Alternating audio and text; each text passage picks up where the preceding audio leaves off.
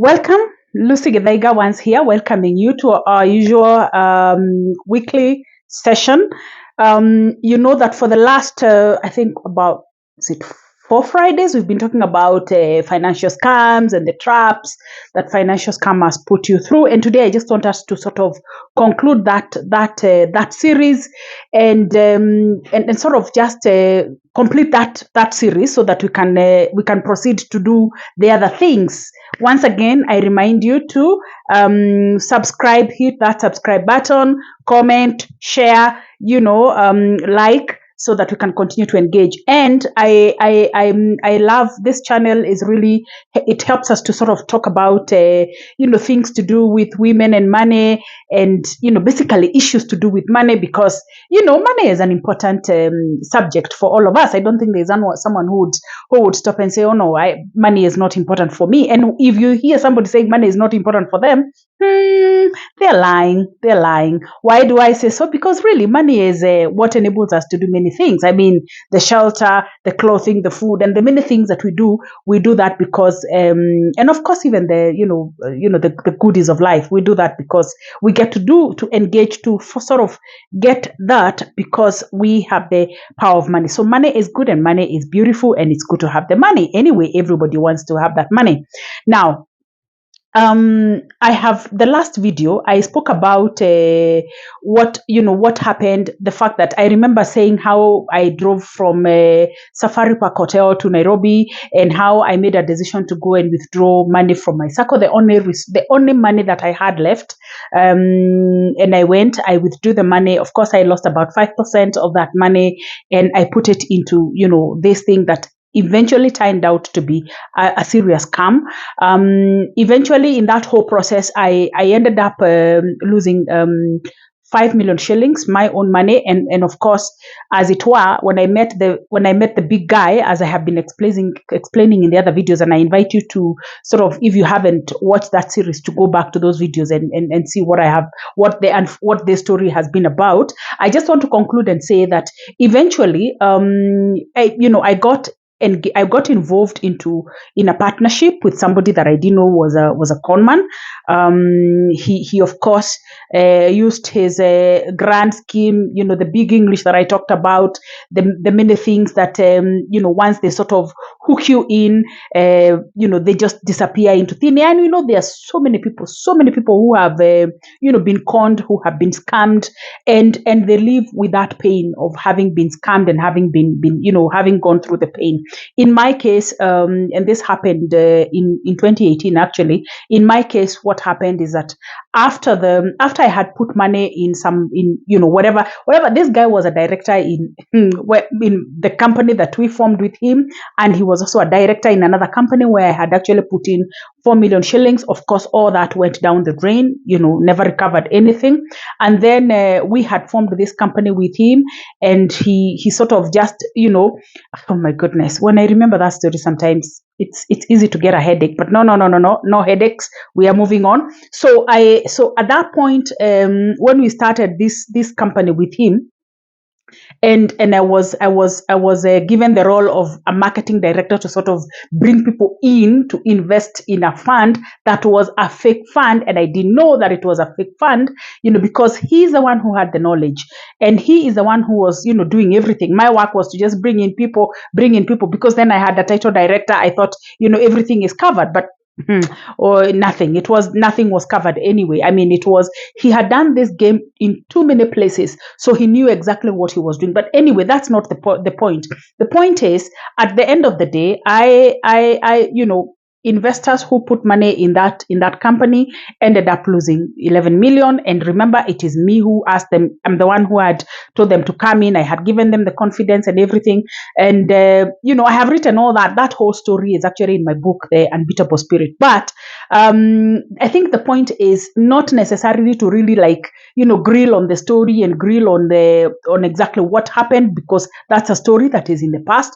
I think power is in moving forward, and that is why I'm saying, don't don't stay down. I mean, the only way is up. The only way is up when you find yourself in a situation like this, when you find yourself that you have lost money through a scam, or somebody has conned you money, or you have lost money through different things. This afternoon I have been on a long call with a lady, actually, who just reached out to me and said, please, having gone through your experience and having been able to sort of gather your courage and gotten back up, is it possible for you to speak to to a friend of mine who is really going through a situation? Yes. And I said, yeah, sure, let me speak to them.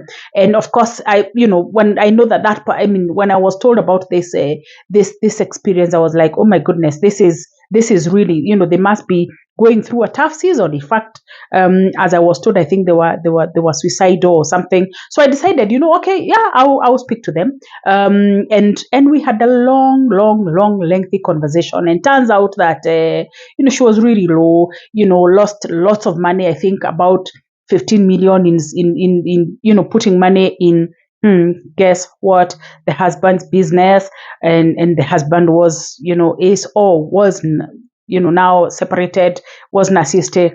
And I know, and so, with all this, with having gotten into lots and lots and lots of debt and what have you, and that is not a story. That is not a story that is unique to her as a woman. I mean, there's so many women who have gone through unique situations where they have lost money through relationships. You're in a relationship with somebody, you trust that person. They could even be your spouse. You trust them so much, so because you want them to grow, you want to support them, and there's nothing wrong with supporting somebody. But then you sort of get in a web of loss. I mean, you take loans, you take debt from this corner to another corner. You take debt from individuals, you take debt from mobile money, you take debt from banks, all in the name of supporting, maybe it's your spouse, or supporting, a friend or a business partner or something. And you end up, digging that hole. I call it digging that hole. And you end up digging holes, until you get to the place where you cannot, there is no more hole to dig. I mean, those holes are over. And by the way, that's exactly what happened to me. I had dug holes after that, after my ordeal with the with the with the scammer, anyway, with the financial scammer. But anyway, that is, so you get to a place where you feel, I mean, I am in debt up to here. I have borrowed and borrowed. My reputation is completely out of the window. And by the way, even for me, I suffered reputational damage in that whole season, because when I asked these people to invest in this company, because then I was a director. Obviously, people trusted me. Some of them were my churchmates. Some of them were, my neighbors, my friends, my colleagues at work. And so it was quite huge. It was big. You can imagine people who have put in 11 million, and every one of them is asking for them, for their money, and the person they're asking for their money is from me, because then it is me who asked them to come in to join the company, because then I didn't know that, this co-director was a scammer. It was really a tough season. So there's a lot of judgment, self-judgment that goes on. There's a lot of judgment from other people that goes on. It's very easy to crash. It's extremely easy to crash. And you know that there are people who have actually crashed. But as I got to learn through that whole process, it's of course we all have very different strengths, very different, inner strengths. But at the end of the day, I think one has to always remember that there's an inner genius. There's something so powerful within you that will always sort of carry you through if you allow that inner strength. And the inner strength, of course, is placed there by the Almighty, by your Creator, by God. If you just allow the inner you and the inner being and God within you to sort of carry you and to walk with you. I am reminded, actually, of, I think, somewhere I read where somebody was saying that, they felt, I mean, everything was so heavy for them, but somehow, God carries them. And because they've been carried, they see like the footsteps, and they ask, whose footsteps are these? And God says, it is me. I carried you even when when you are unable to walk, because I was close with you. I just held you and carried you. And I think for me, that is what happened for me, because in that season of the loss, having lost my own money, having lost reputation with all these investors and the judgment and everything that was going on around that time, and even being having to go through the disciplinary process at work because of this whole situation that happened. It would have been very easy to crash. Really, it would have been extremely easy to crash had I not really been praying and also going inwardly, and to say, what, I can go through this, I can overcome this. I mean, I am great, I am still, I am still powerful. But more fundamentally, I think for me, one of the things that I learned was that there's power in forgiveness. Really, there is power in forgiveness, because one of the things that really helped me to let go was to first forgive this guy who scammed me and put me in all these challenges and in all these problems. And I know it's not easy to forgive. I mean, forgiveness can be very, very, very, very difficult for someone who has made you go through loss, whatever type of loss, whether it's loss of a relationship, whether it's loss of money. But somehow we find it very difficult to let go of people or of circumstances that have made us lose money. So I mean, and I stayed in that thick situation. I stayed in that I call it in that hole for a while, until I mean, I had to sort of find my way out. I had to, and that's why I'm saying the only way is up. When you find yourself lost in a situation where you have lost money, you are not quite sure how you'll ever recover. Maybe you have even taken out debt because you're rescuing somebody, or maybe you're just putting money into businesses that somehow never worked, like I did in my case. And so for me, the first step was really to ask myself, okay, now what do I do? I mean, how do I get out of this? I remember I think I did a challenge. There was a 21 day challenge that I did at that time, which was quite interesting. And we were doing simple things, but in that, one of the things that was very profound, that really helped me at that time, was this whole aspect of forgiveness.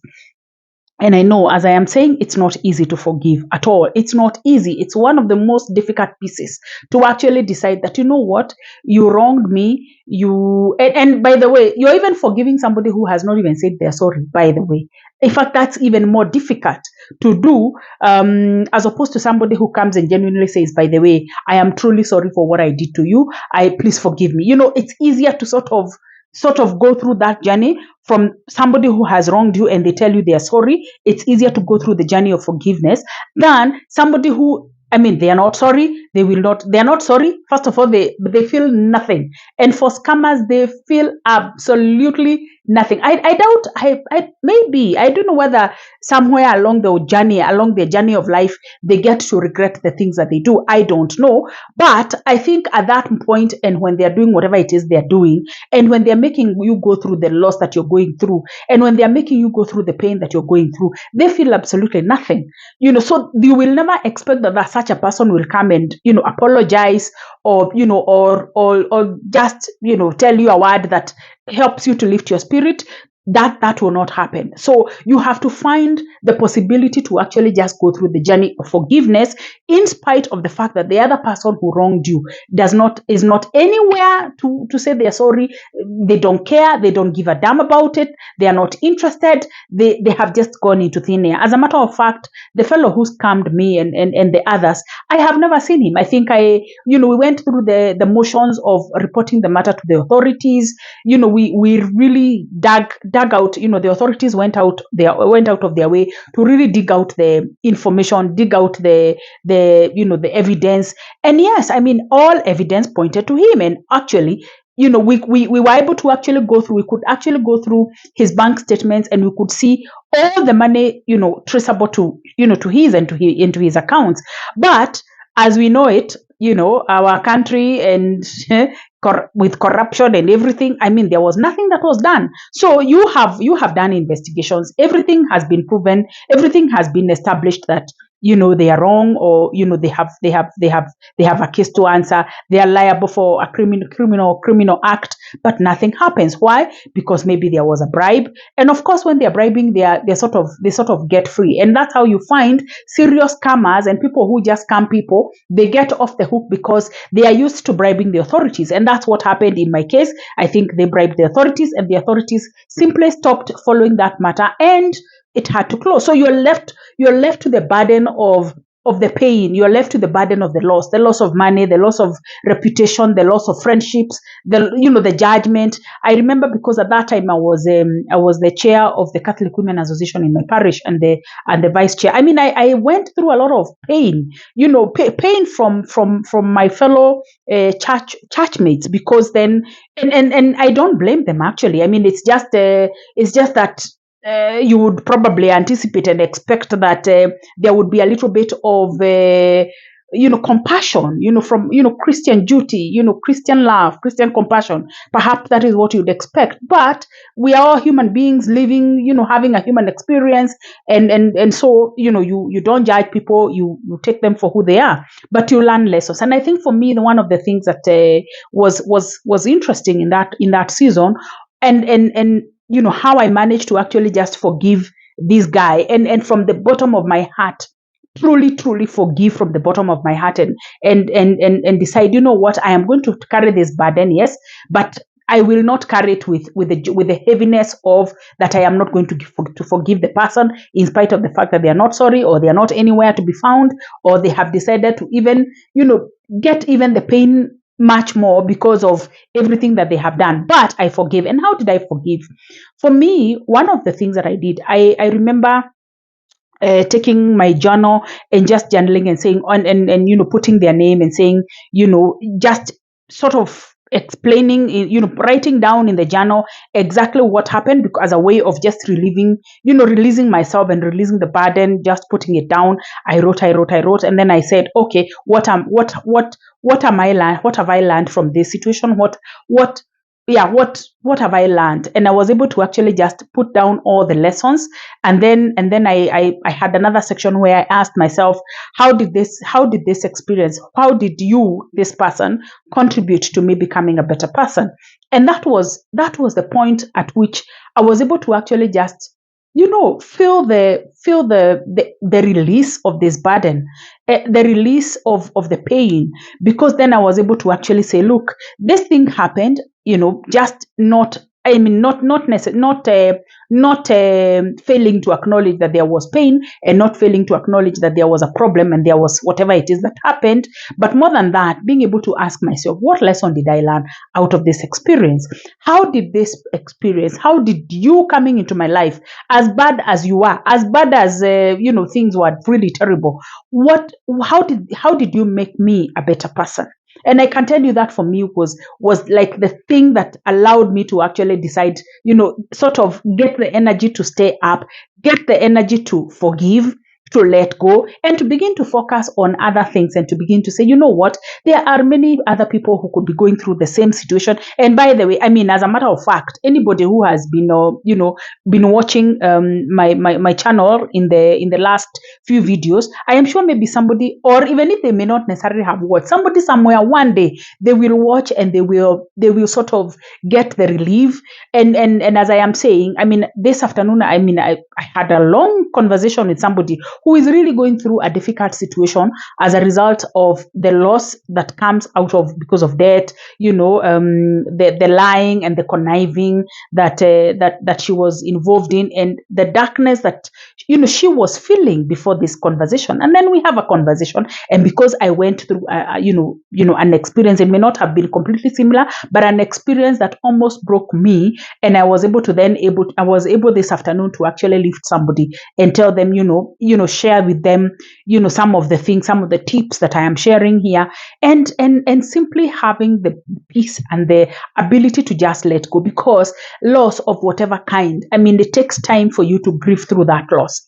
For me, it took me, some time to live through and to grieve through the pain of loss, the lost friendships. I think that for me was a very, very hard one, because these are people that I had journeyed with for a very long time. They are people I thought know me and knew me. Thankfully, by the grace of God, we have been able to repair all those relationships, because when you forgive, when you genuinely forgive, and you come from a place of joy, you come from a place of peace, you come from a place of harmony, other people also sort of get that energy, and the vibration of good energy then sort of becomes the norm. And so thankfully we've been able to repair all those relationships that were broken. Of course, I have never been able to really connect back with the church. I don't know, I haven't been able to connect back, but I have a very, very, very solid relationship with God. It's just that the religious bit of it that I haven't been able to sort of get the connecting piece. But nevertheless, I feel very strong. Spiritually, I think my spiritual development has become much more stronger, much. I'm, to be honest, much more stronger than it was before this whole experience. And above all, I have been able to actually now support others, coach others. I coach others, and that whole experience taught me. I mean, I began to, of course, I had many other things that happened thereafter that that sort of made me lose money in very many in other situations, because after remember, as I was saying in the other videos, I was talking about how I sort of first lost money through some gemstone trade, then lost money through gold mining trade, then lost money through the forex, that forex scam thing that happened. Then I went on to actually learn how to do forex. As a matter of fact, I remember, gosh, I took a loan, a 3 million loan from a bank to go to Dubai to learn how to trade forex. I can't tell you how much I lost. I have actually written a book, which is going to be, I'm celebrating my 50th birthday next week, and I have written a book where I have documented some of those issues. But looking at that season where I really lost, and my mind was just like, I was like in space, like just moving around in space, in a space that was really just lost. However, that whole experience, I think, taught me that everything we can all, it's possible for us to all overcome, even where situations are really difficult, even where situations are really like painful. And then I know losing money is painful, having to pay debt. I paid debt for things that I could not see, because thereafter I even went on to do other businesses, for which of course I took debt, and nothing was working. So I was paying a debt for a business that had already like collapsed, some of which anyway, it was because of, my own, is it lack of that judgment, lack of correct judgment or whatever. It's just the things that we go through. And in this channel, because I talk a lot about money and about, women and money, many times it's not because we haven't gone to school. I mean, I hold a master's degree, for heaven's sake.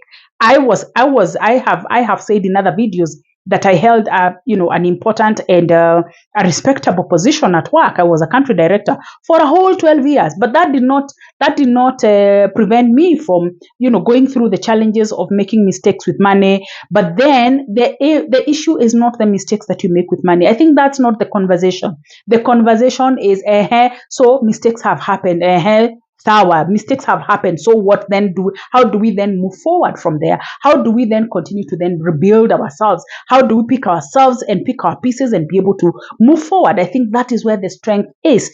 And this morning I remember waking up with a bit of thoughts around something, an inspiration that just came, because I am blessed with, sometimes I get inspiration, and I believe many people get inspiration. The thing is whether we write about them or we don't write about them. I think for me, when I get an inspiration, I like to write about it and speak about it. And so I will conclude in this video and say that there are some little, yes, I said two little houses. This is what I wrote on my Facebook today. That there's the little house called despair, and there's the other little house called hope. and there's a bell that keeps ringing. It's like this bell keeps reminding you, now you have overstayed in this little house called despair, so can you now cross over to hope? And sometimes there's a bell that keeps ringing for you to get out of the real house of hope and come back to the real house of despair. But all these things are in our minds. The little house, those two little houses, I come from Nyeri, so little houses, but then I still have to speak English that is the real houses, the retro houses for you to understand. But just generally what I am saying is that those things are in your mind, the bell, the little houses, and yourself. So this zooming in and out of the house of despair, and the real house of despair, and the real house of hope. It's really something that is in your mind. And this is what even happens, even when faced with the circumstance and the challenge of a scam, the challenge of loss of money. It's very easy to stay stuck in the little house called despair. It's very easy to stay stuck there. And so this is what I am saying in this video, that really you have to get out of that little house called despair and get to the little house called hope. Why? Because when you get to the little house called hope, your energy changes. And for me, what I am saying is that how I managed to sort of, when I got into this other little house called hope, I was able to actually now, while there, forgive, find the possibility to forgive, find the possibility to just say, you know what, it's okay.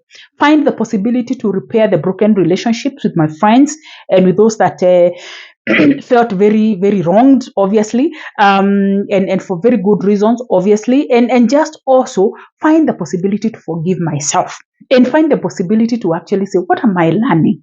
What is it that I am learning from this experience? That cannot happen when you are in the little house of despair. That can only happen when you get into the little house of hope, and where you're in the little house of hope, begin to now craft the strategy for how you're going to then move forward. And I think for me, that is one of the things that I have really benefited from.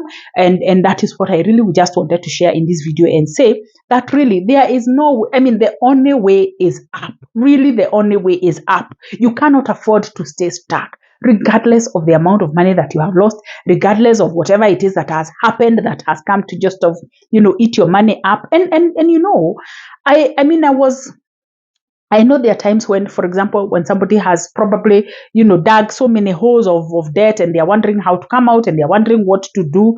The point is, at the end of the day, you just have to encourage yourself, and you just have to really sort of tap into the genius within you, and tap into the power that is within you. Tap into the power of God that is within you, so that you can be able to actually get out and be able to say, you know what, I am moving in a new direction. And I think I want to now sort of just maybe conclude that session. We will continue to have conversations about money, but for me, it's conversations about money, but conversations that also help you to also find the joy, the hope, and the ability to just keep going. So until next, and today I know until next time, next week, we will connect again next week. But I continue to remind you to subscribe, hit that like button, put in the comment, share if you can.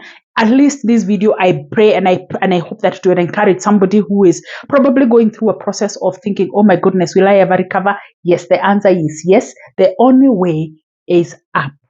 Thank you.